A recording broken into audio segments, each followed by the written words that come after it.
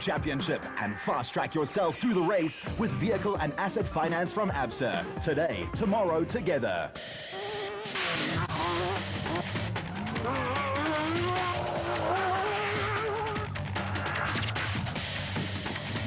The ABSA Off-Road Championship season is upon us again, and like in previous years, there will be the usual thrills and spills. But the year 2008 signifies several exhilarating changes. There's a new category, new cars and combinations of drivers and co-drivers. But the one thing that has stayed consistent is the banking giant's backing and long-running sponsorship. Well, I think this is a great year. I think the teams have really got themselves together. What you're seeing now is that South African off-road racing has become a very professional sport.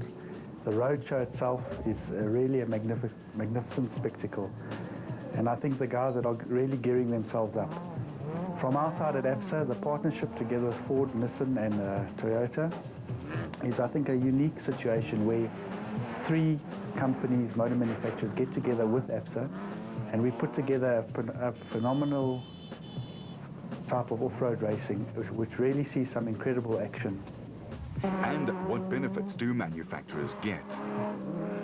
I think the relationship is one of the manufacturers are building and selling those particular bakkies in South Africa, whether they be 4x4s or normal commercial vehicles, and the very same bakkies are racing in the ABSA Off-Road series. So the relationship is one of what races does well, performs well under the ardent test that's put towards it, is what ABSA as a specialist vehicle finance house, we finance those vehicles. We stand behind the dealers and hopefully this is a platform to showcase the vehicles, what they can do, what they're made of. And then when it comes time to choosing which one to buy, you'll choose one. And obviously we hope that when it comes to the finance, you'll choose ABSA. It's a pity sometimes that we don't have probably more manufacturers involved. If one looks at the Dakar, people like Mitsubishi and BMW, especially VW, they have strong involvements. And maybe one day they'll also see the value of being part of the South African setup. I think it's very unique to South Africa. We have some wonderful terrain where they race. It's very exciting, and I think it definitely helps to generate sales. In 2008, the sport will also get closer to where the people can see it right up close. Traditionally, racing has been in venues that have been a little bit far away from the big cities or the big towns. What we've tried to do is bring the sport closer to where the population is. And we're not going to stop. Right now, we've had a couple of races around Johannesburg, Carnival City to name one. And really, the racing is so exciting, it allows for the spectators to come out and view it. So our plans are really to build on this. We would like to have events in all the major centres. And obviously, by doing that, we work closely with the governments, the key role players, the clubs. And by putting together a successful event that's nearby means that more people can come out and view it. And obviously that's good for everyone. It's good for the manufacturers that are taking part. It's good for the sponsors that are involved with the racing. And really they can then start getting something out of it. So whilst we have a very good TV package, we have a lot of PR and editorial about the racing, it's also good for the spectators to come and see the action. And by bringing it closer and bringing it within easy access for spectators, they can get out there and see what it's all about. To the competitors now, and Ford's off-road squad have in the last 5 years really worked hard on producing fine cars, teams that stand up to the pressure of consistent performance, and drivers who can hang tough in the trenches. Ford point of view, our positioning is built for tough. So the off-road is an important and integral part of the positioning. And if you look at how we launched the new Ranger, the new Ranger's positioning is 100% truck. And off-road racing just justifies that positioning. And it's an important part of the marketing mix, we believe. What about expertise to run and manage the Ford teams for a tough season ahead? We feel that it's a specialist function. There's the expertise, we don't have that in-house. And if you think about with Neil Woolridge especially, we've been associated with him for a long time. He's built vehicles, he's raced vehicles, he's got the expertise, and who better to entrust the brand to? Ford is at a proud international record. How is that integrated into local racing? From the off-road point of view, we are the leaders when it comes to off-road for Ford worldwide. We do get expertise advice from our source companies in terms of engines and so forth. they do give us advice. Also we get a lot of queries now, lately, from the other companies like Ford of Portugal. They want to buy a vehicle. So that's the starting now. So that's an interesting, from a South African point of view, I believe, that means we've proven something. Neil and his team have done so well for us. They're now, the overseas companies are asking about our vehicle. We wanted to know if Ford sponsorship of the new Gauteng event will continue, and if so, why? We feel that that's important, especially for the local, wherever the locality we are, just to show that we do sponsor the event.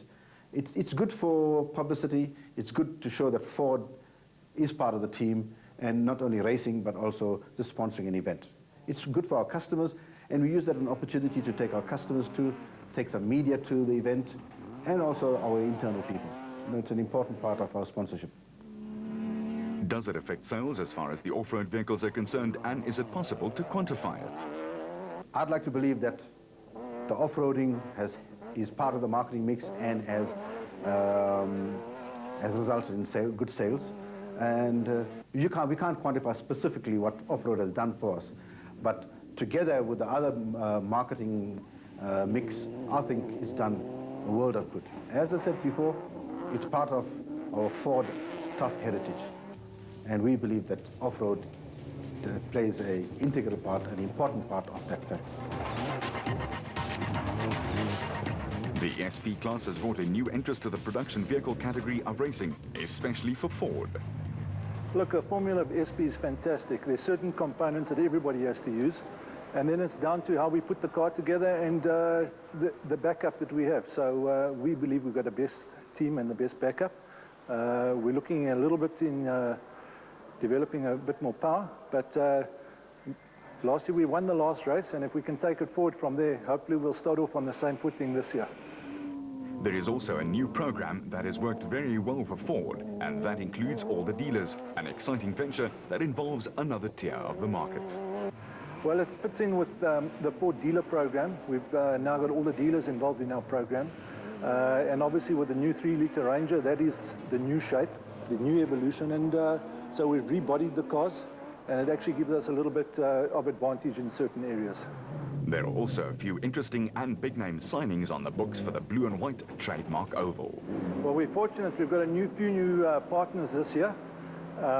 We've got Lucio and Jack in the Class E, which is fantastic. They'll be campaigning the new 3-litre.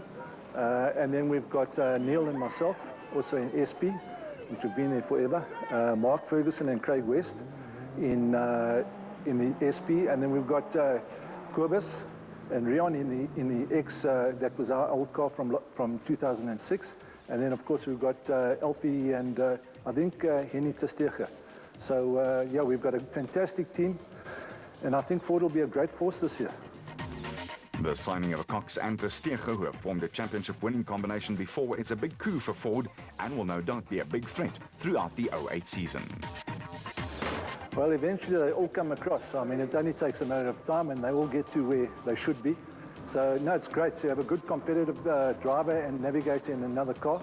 It just adds to the strength of Ford Motor Racing in South Africa. The inquiries have come from far and wide, what with the consistent performances from Ford on local soil. There's been a lot of interest in our cars from European countries. Basically planning on doing the Dakar, and their series is over there. So we've got quite a few customers that have shown interest, and Neil has spoken to them, and he's put a program together for them, and we'll take it further from there. But our concentration is on South Africa. Our demands are better here. The race conditions are more difficult, so if it works here, it'll certainly work overseas. Is there in the Ford camp a certain team that gets preferential treatment, or cars? How does it work? Now, look, it's very important. I mean, we don't segregate whoever's running with the Ford. We have assistance for all of them, and Neil's been fantastic in actually carrying them and giving them technical advice. So we hope to continue and build on that base. Obviously, we're restricted in how many cars we can build in a year, but whatever we've built, it's continued racing. So we have a great program, and We expect possibly one, maybe two new SPs this year. So we've got a good program going forward. We've tied in all the dealers and it's really working well.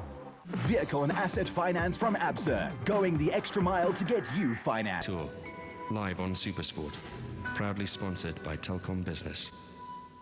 To you by Ram Hand-to-Hand Couriers. Vehicle and asset finance from ABSA, going off the beaten track to find solutions. Nissen won no less than 6 out of the 8 production car races in the 2007 ABSA Off-Road Championship, and the giant Japanese manufacturer is planning to pick up where they left off.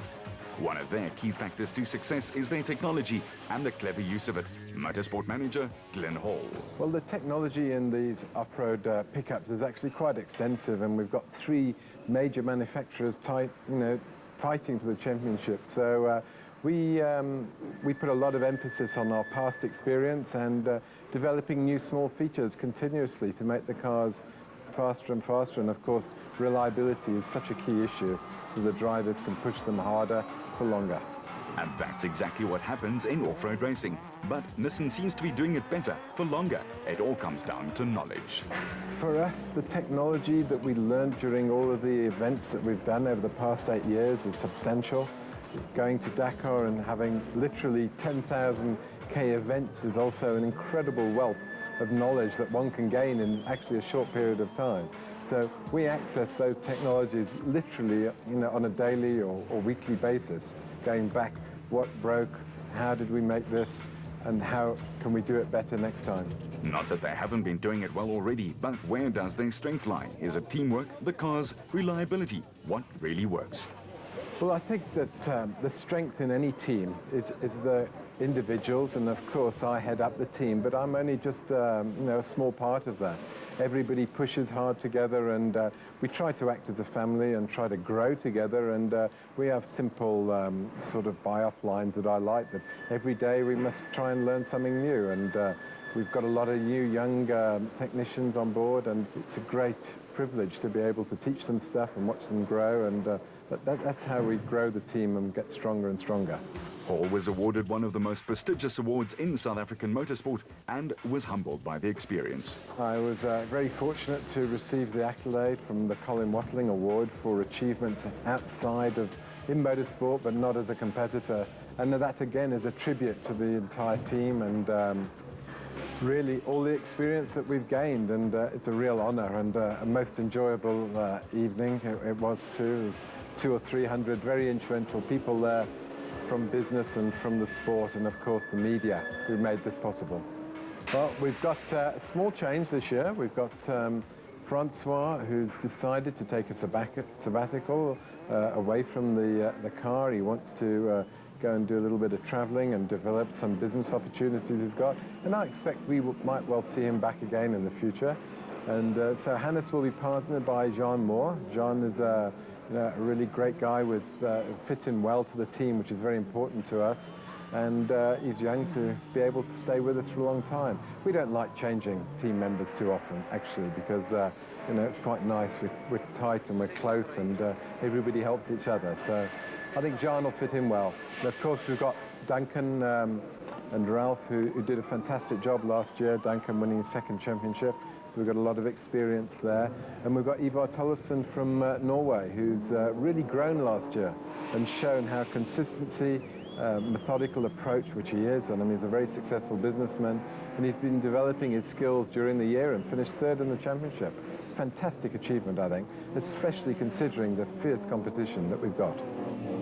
We've got a great strength in our privateer lineup, and of course the privateers are the backbone of our sport, and that's really what we're trying to build into the future. These guys, without them, we wouldn't have a sport. So, and in Nissen, we've got a nice, small, very competitive bunch of guys. We've got Henry Zamatin in the Class D hardbody with Ryobi sponsorship this year. They're going to do a great job, I'm sure. Fitsia Labuskakny with his Raysonics hardbody as well, who was really pushing and led the championship at one point last year.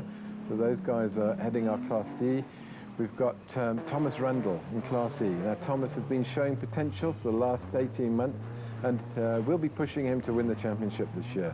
He's really got the potential, he's got the speed, and just just needs to get a bit of the reliability sorted out in his vehicle, and he'll be there.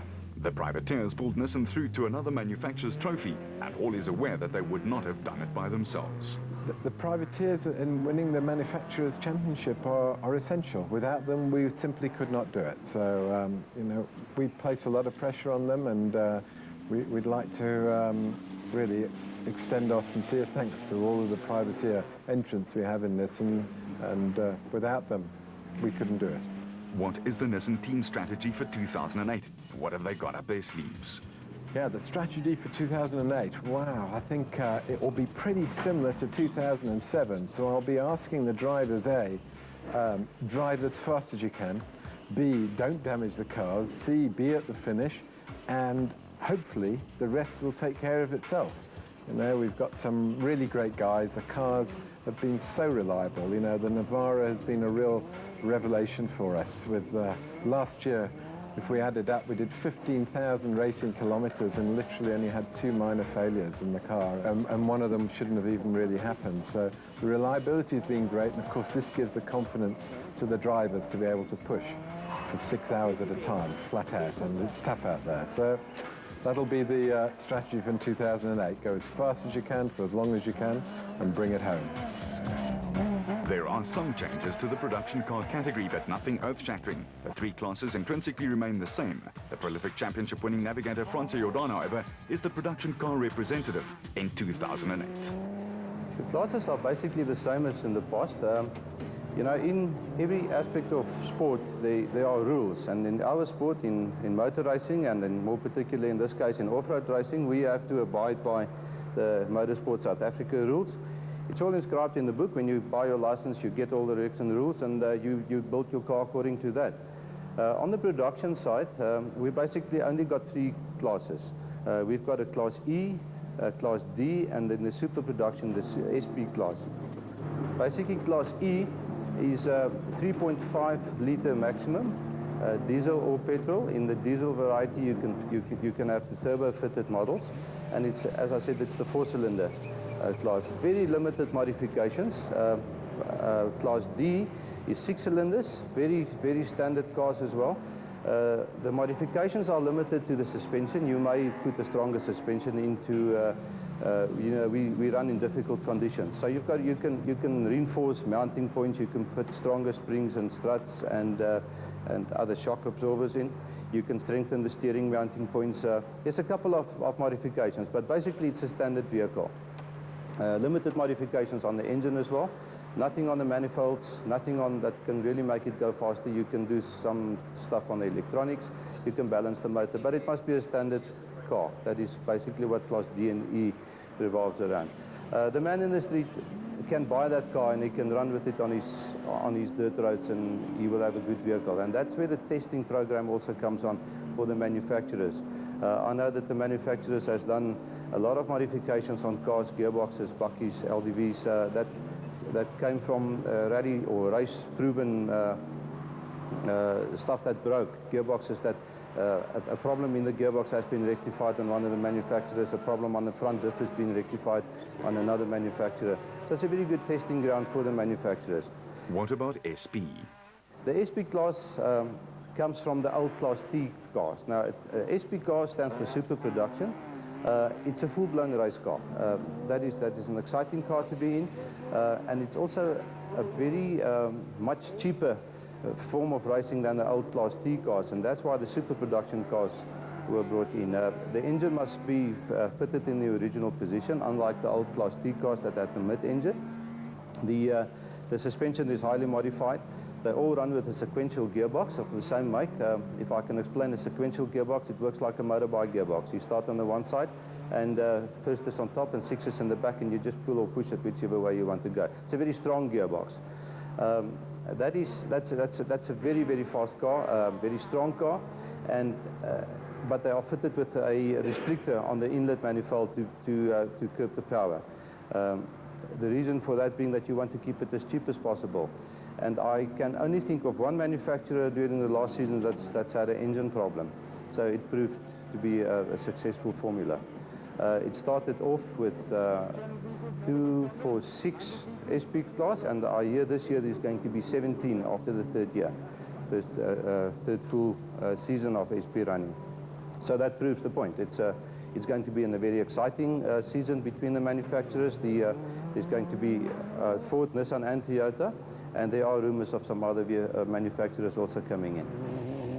What are the spin-offs for the public from off-road racing from days gone by to today, and the new attitude to the racing? I think the spin-off to the public is tremendous. The people follow the races much more now than in the past because of the battle between the manufacturers. And you know, there's Ford guys, there's Toyota guys, and there's Nissan guys, and they are keen followers of all the vehicles. And I think it surely shows in the sales as well. I don't want to single out manufacturers, but they all tell me that they are benefiting from the racing program, selling LDVs. For the Japanese motor manufacturer, off-road racing is the ideal showcase to displaying their workability out on the hills and dales of a rough and tough countryside. Motorsport is part and parcel of the Nissen way of doing business. Since the early days when we were rallying, carrying on now with our off-road series, having followed through with hard body, now with Navara. It's an invaluable marketing tool. It positions us as a company that builds world-class product, and we do very well at Motorsport. Off-road gives us an opportunity to demonstrate our vehicles out in the field where they're performing, designed to do what they do best. The Nissen record is enviable, but how do you keep it up? 7 successive wins have been great for us. More important to us is to try and get the 8th successive win. It's a highly competitive environment. We've proven ourselves over the last 7 years with hard body and more recently with Navara. And this is a very important proving ground, so we want to carry on with the success. The Nissen Dealer 400 in Darling is where the hosts have invariably done well. The sponsorship of the Darling Rally and the Sugar Belt are very important to us. They are races where we've traditionally done very well, and they're areas where we sell well, but we'd like to build our sales, and we think it's very important to continue with those 2 races and to actually take the product to the people. Vehicle and asset finance from ABSA. Going the extra mile to get you finance from ABSA. Going off the beaten track to find solutions. For Toyota, there have been rapid jumps in improvement, and but for 1 or 2 cases of bad luck striking at the worst of times, it may have been a fairy tale story for the other Japanese brand, with Mark Renier twice within sight of the finish line and then crashing. The question for Toyota's motorsport manager, Wami Haddad, is how to change bad luck into good luck, and then making sure that the brand seems ready to stake a claim for consistent victory. That's a difficult question, to change bad luck into good luck, but we're going to do it this year. Our vehicles are pretty much on pace, it looks like, with the Nissans and the Fords, so we just need a little bit of extra luck to get to the front, and this year we plan to do that. We must get there. We'll be running 5 vehicles to start off with. We've built 2 new vehicles for Mark and for Bevan to run in the works team, and then Chris Fisher and Hugo de Bruyn will be running the 2 vehicles from last year, and their vehicles have been sold off to George Barkhuizen and to Jaco Swanepoel.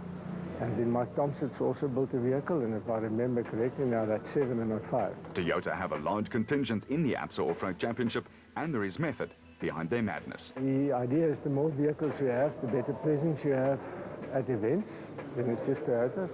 And also the also Manufacturers Championship. You need points for manufacturers, and the more vehicles you have, the better your chances of getting manufacturers. And the privateers have helped their cause too, often. Privateers have always been good to us. That's where our manufacturers' points come from, and that's how we build a relationship with the market out there. And so we help privateers where we can. Budget's always a problem. Money never falls out the sky like the rain did this year, but we do as best as we can with what we have. In Class D, the cars are standard issue and proves that a Toyota off the showroom floor is good to rough it. That is also very important because the Class D and E vehicles are the more standard vehicles which can prove the robustness and the quality of the standard vehicle. So we need to have Ds and E's in there, and then of course they also get points. How important is the Manufacturers' Championship to Toyota? They did, after all, clinch it in 2006 with a great effort from the Works team and the Privateers. manufacturers is always very important. The championships, manufacturers' championships show that it's not just a flash in the pan and a one-off special that can run out in the front, but that all the vehicles have the ability to do well and be up there in the chase. And what are the goals for the 2008 season? The plan is always to get that to the front and keep that winning. All the changes we've done are trade secrets, but to tell you the truth, it's just an evolution of the previous ones. And within the rules, there are not that much that we can do. So we just keep on chipping away at the block and make it better wherever we can. Toyota had a reputation as the dominant force in off-road racing in South Africa for many a year, and have now earned the same in local rallying. We wanted to know what happened to change the status quo. Yes, Toyota dominated for many years in the off-road racing, specifically in the days of a Land Cruiser with the big thumper. I think that Nissen got the march on us, having a big V6 engine available in their product range a number of years before us. So they've had about 8 or 9 years of development now. They've also been exporting the cars, but we believe we've caught up to them. We've got the latest generation. Hilux has been on the market now for 2 years. It's an amazing success as a production vehicle, and I believe the team have really got up to speed, and we're proving it, because in last year's in quite a few of the events we were in the lead right until the very last minute. This year we have to be in the lead past the last minute, and I believe we've got the drivers, we've got the team, and we've certainly got the bakkie developed to a stage where it will be a strong force to be reckoned with this year. And that's good news for the Toyota faithful. In Europe, it's going well too. Yes, the S2000 project went very well for us. We've got 3 vehicles running in Europe already, and we do have ideas to start exporting for regional championships in Europe. So we probably won't go the full national champion or international FIA route, but we'll go the regional route like we developed the car here in South Africa. Of course, we export Hilux throughout Europe now, throughout Europe and Africa. So they also need the opportunity for the brand building with our vehicles. At the moment, our priority is very strongly still on the Urus S2000. But during the course of the year, we do expect to have some vehicles leaving our shores, and I think you'll definitely see some of our vehicles, particularly in Eastern Europe. The biggest selling motor manufacturer in SA is always looking to improve, and feedback is all important in this climate. You know, the production of Toyota products these days is a worldwide thing. But we do provide feedback to our engineers from time to time, and but the feedback comes more from the practical application of the vehicle.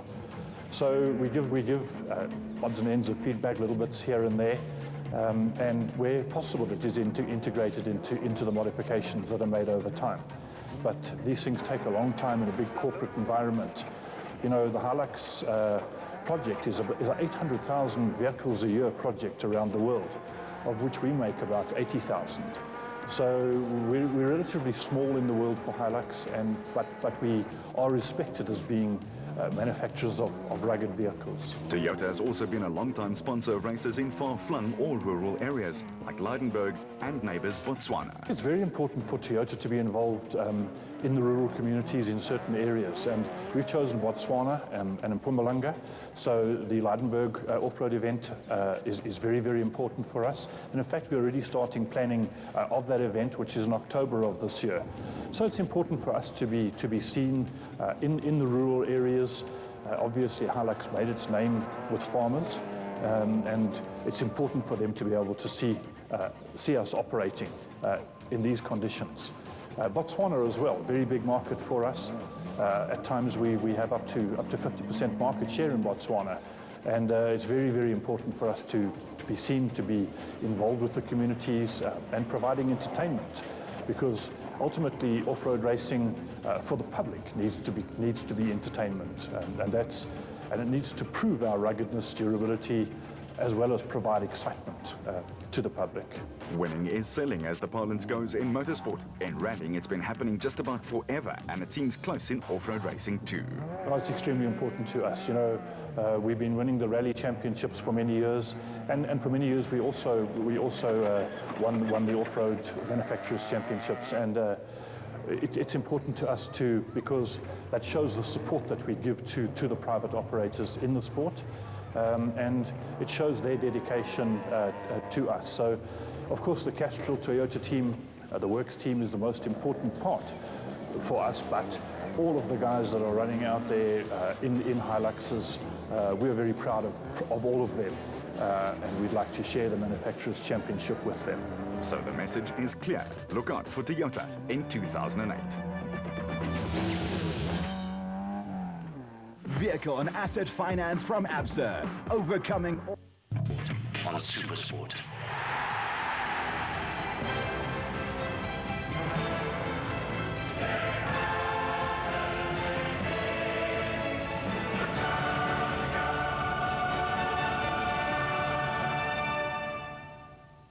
Vehicle and asset finance from ABSA, going the extra mile to get you financed.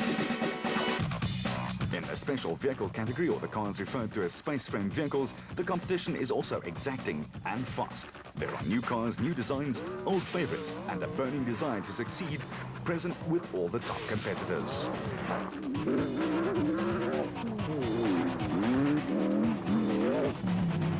But there is one new class making its appearance.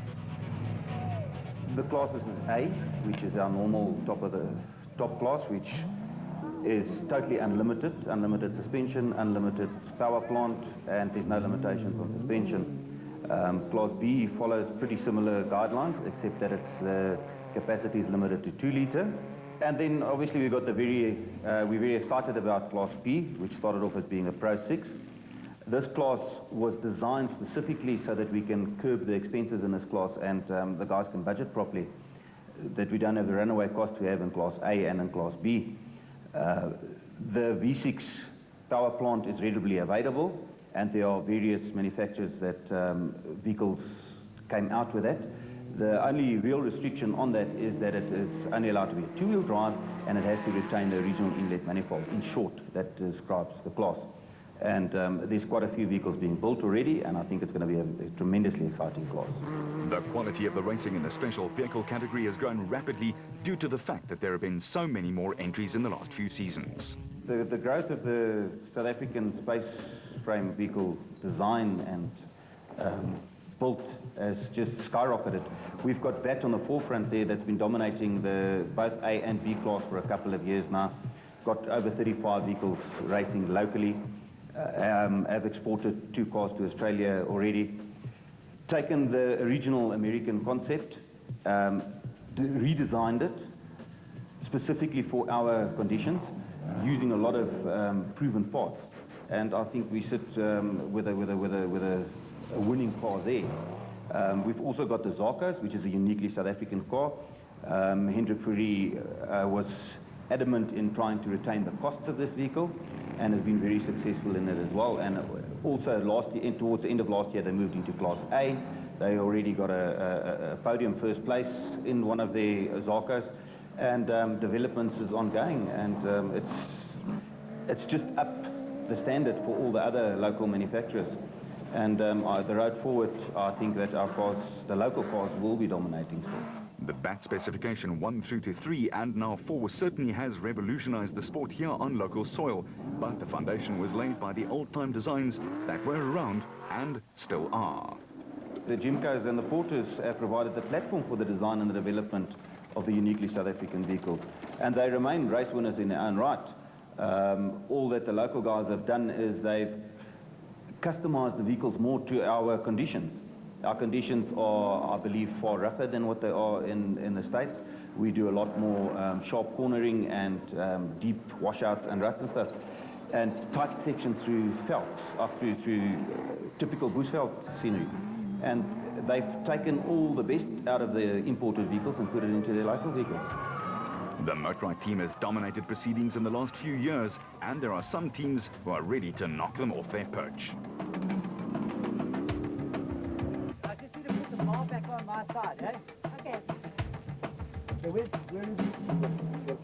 As for the Century Racing team, they're ready to answer the call to action, even though their 2008 campaign did not exactly get off to a flying start after this year's Dakar Rally was cancelled due to political instability in Central Africa.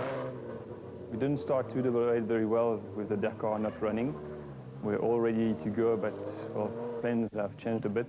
So we quickly got back here and we tried to finish our brand new car for the season. As you can see behind you there, it's taking shape, almost finished and ready to be tested. Mark will be driving the new car with Rudy navigating, and we're hoping to do a good impression in the first few races. It's a clean sheet design, you know. We've started from scratch and we've decided to try to build a four-wheel drive Class A car, which hasn't properly been done in South Africa before. And we've taken a very different approach. We've turning the main components around in the chassis to make space for the four-wheel drive system. And we've tried to keep it as small and light as possible without compromising on the key areas like suspension and weight distribution. The team have designed from scratch, fabricated and manufactured to make sure that it would face the rigors of a tough season. Very early in the design, in the first design phase, we realized that because of the unusual layout of the engine and gearbox in the car, most standard components that you can buy off the shelf wouldn't work.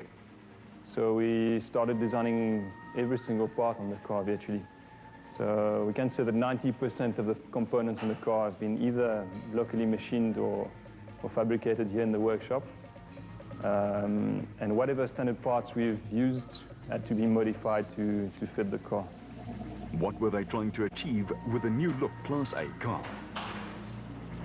Well, we've tried to create the best of both worlds between the SPs and the Class A's. The SPs are known to be fast in the tight stuff, where the four-wheel drive makes it very quick from corner to corner and exiting corners. The Class A cars are known to be fast in the rough and on long straights. Here we've got a no-compromise car, which should be good in all departments. We haven't even compromised on the suspension travel, that 400mm usually found on all specials.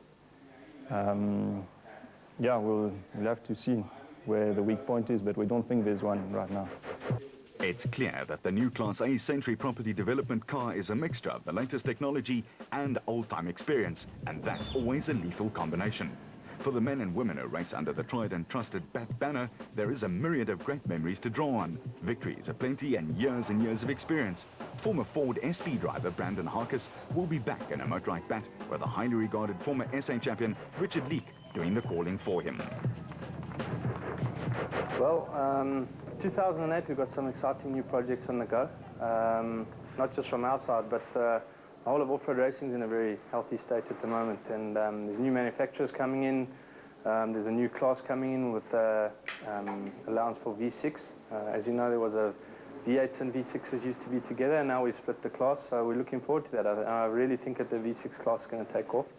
Probably by the end of next year, I imagine there's probably going to be about 20 cars in that class. Obviously, Class A will always be the premier class, but I think you'll have less entries with more quality in Class A. And obviously, a lot of guys are going to go into the new V6 class, leaving 2-litre for sort of a beginner class, or say some of the older guys that are, you know, just there to enjoy it as a family sport. That's major plan for 2008. We've got a new car coming out, the Spec 4. So quite a radical development compared to Spec 3. I look forward to the Spec 4 coming out. I think it's going to be a very good car. I think it's going to be a very good balance for all the races that we do throughout the year. We're going more for stability, drivability on that car. We've dropped the weight a lot on it, lower down, more horsepower, 6-speed boxes versus 5-speed boxes, and it's just a general gain all around. You know, in off-road you don't find massive gains, but you'd find half a second at a time, and that's what we've been after for the last 4 or 5 years, and that's proved itself. You know, we won 7 championships in 5 years. We've only lost 1 championship, which was 2004, and you know, it's right now BAT's riding the crest of a wave. Who knows? You know, there are other manufacturers coming in. Let's see what they've got. You know, we've been through that. The reliability problems. You know, first you got to build a car, then you got to bring it to the race, then you got to finish, and then you can win. So, you know, it's such a tough sport, off-road racing. It's also a challenging sport. You know, you're in the car from 8 till 4 in the afternoon sometimes.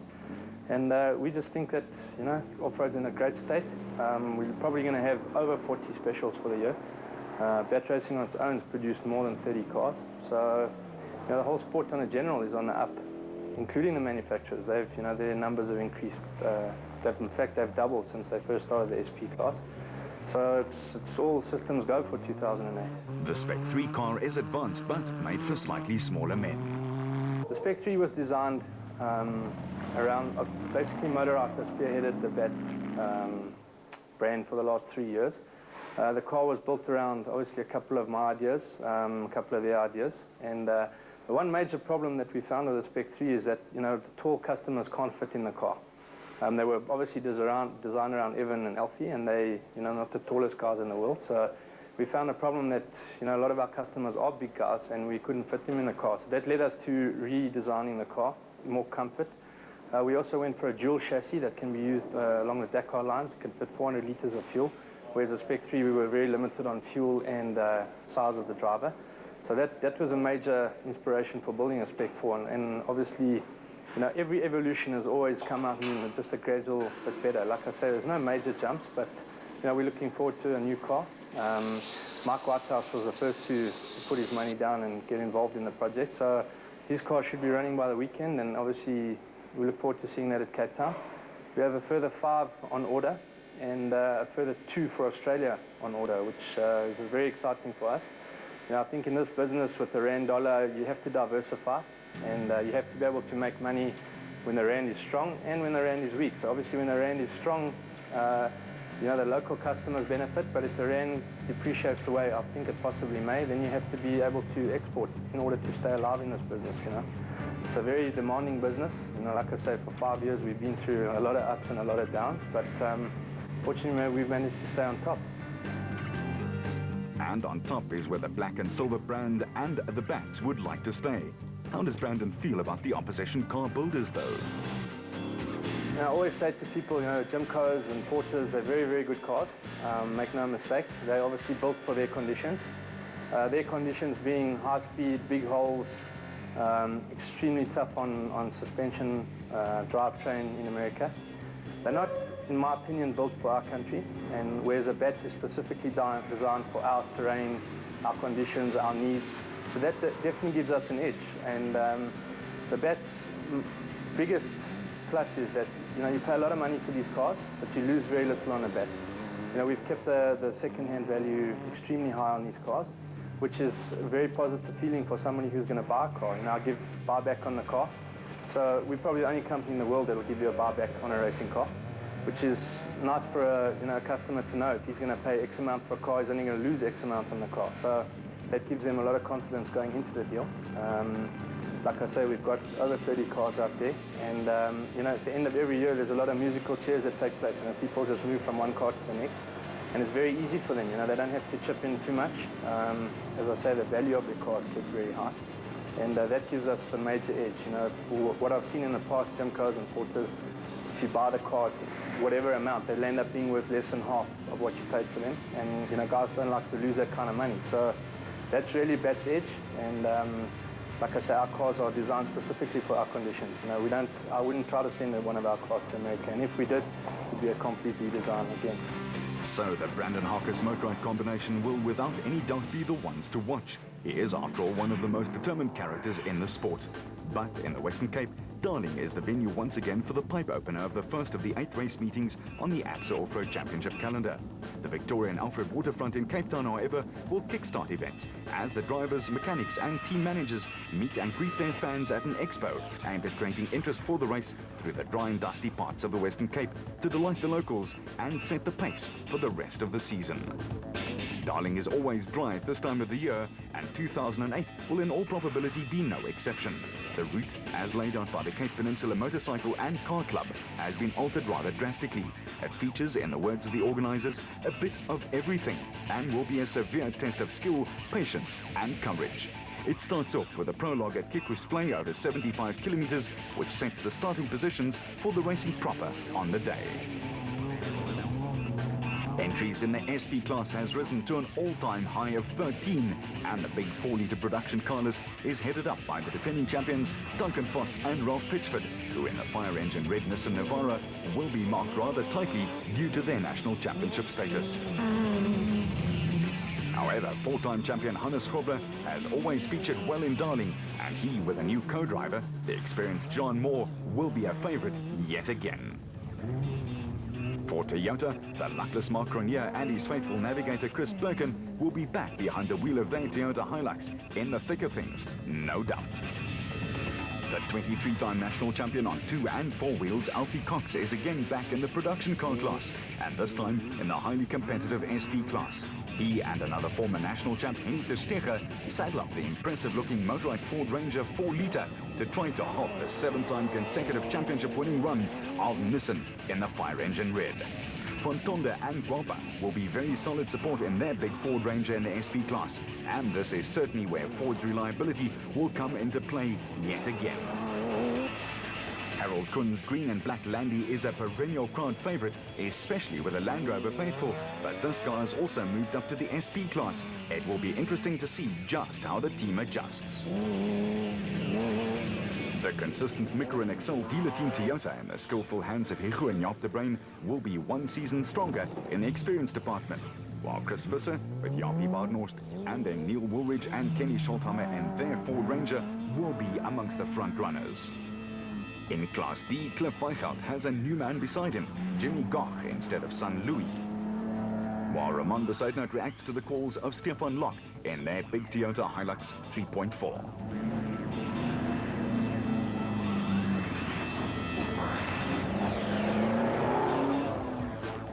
The Zermatten brothers, Henry and Maurice, in their Obi Nissen are still seeking their previously legendary consistency, which gave them a world record for consecutive finishes.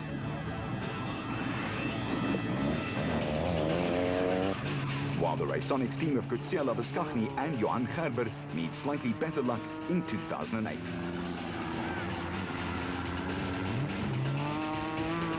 Class D will be hotly contested and fiercely competitive, just the way we like it, not to mention the drivers and the teams.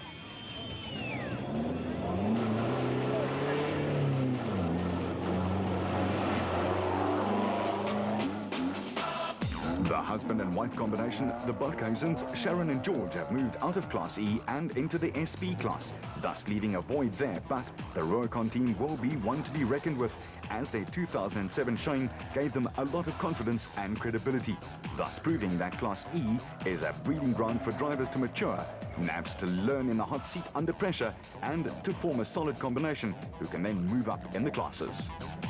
Thomas Rundle is in Class E and has come along in leaps and bounds in the Baden Tyres Nissen.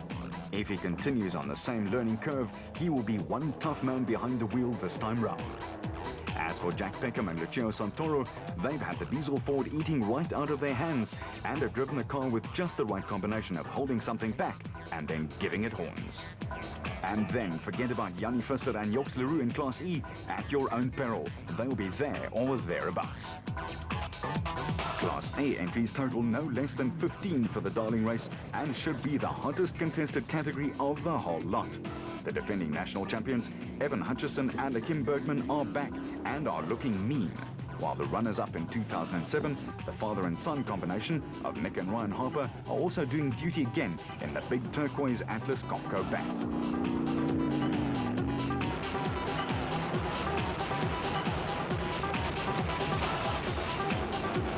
The former SA champion Terence Marsh and his co-driver Pieter Groenewald saddle up again wearing the number A3.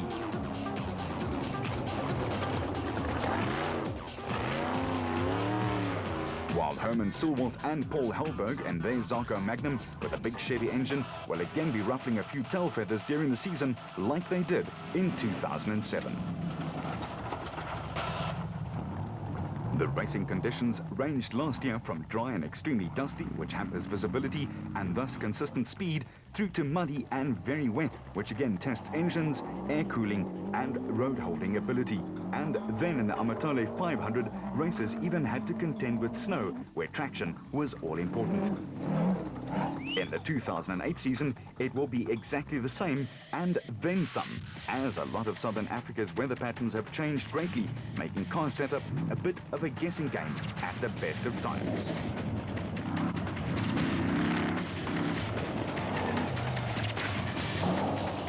As for driver and navigator combinations, it takes a two-man team a while to adjust to each other's quirks and how they go about their business in the cockpit.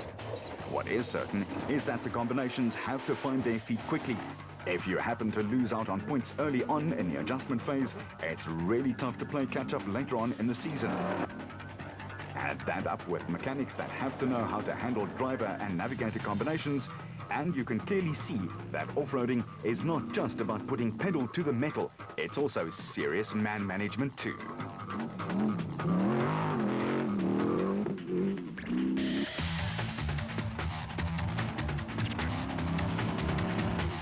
As for the car's reliability, they will be tested to the limit. Man and machine has to take up pounding in off-road racing. And the routes that are laid on make sure that that is exactly what happens out there in South Africa.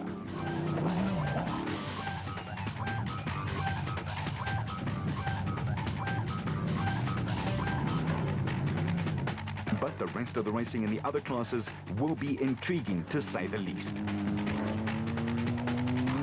In Class B, there's the national champion Jan Kraai, but his son Hendrik has opted out, and that opened the way for Tito Vogt to occupy the passenger seat in their Keymax property development bat with a Nissen 2-litre engine in it. Bez Besaidnout and Johan de Bruin again combine in the Edenko bat, and their runner-up spot in the championship last year proves that they will be a much-watched team this time round. Gil Nel has Dion de Kock racing with him and the Craigie Zarko, while Lo de Bruin and Rudy Brits will be flying the Rurikon flag in Class B. Class P is the new class, and here Richard Schilling and Chris Davies are the reigning Class S champions.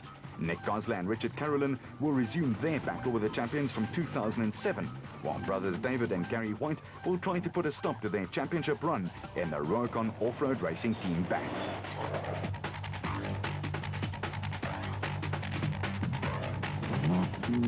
All in all, the off-road racing will be great to watch, as there will be something for everyone to see. The program of events for Darling is jam-packed and blisteringly fast. You should be there or be prepared to lose out, while the schedule for the 08 ABSA Off-Road Championship calendar is filled to the brim with action that'll take your breath away. From Darling to Algoa Bay, KZN to Botswana to Sun City, and then to the mountains of Mpumalanga and Gauteng. Speed, hustle and bustle. Until then, you stay on the road, we'll keep it off-road. That was the ultimate test, the ABSA Off-Road Championship.